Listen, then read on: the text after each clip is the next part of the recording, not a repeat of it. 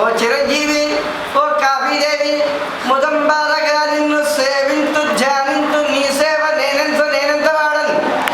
ఆనాడు రావణ బ్రహ్మ శాక్తేయాస్త్రము వేయగా లక్ష్మణుడంత నెల క్రూరంగా అంజనాపుత్రుడు ద్రోణాద్రికొస్తుండగన్ జారబడి Holland, Poland, Denmark, Ireland, Scotland, Madras, Gudur, Guntur, వెదవాడ, భువనగిరి, కొడగండ, పెనుగొండ అటువైన భూమండలం మొత్తం వ్యాపించి ఇంటింట ఇచ్చేసి ముండలను, నండలను, కొర్రలను, కుంకెలను, పెద్దలను, పిల్లలను భేదవక్కింత లేకుండా వీక్షించవే తల్లి. ఉదయ పూర్వమే లేచి నీరు వేడిగా కాచి నిన్నందులో వేసి పాలు చక్కెర కలిపి వడగట్టి ఒక్కొక్క కప్పు ప్రమాణం గ్రోలగానే స్వర్గ సౌఖ్యం పొందుంటునే.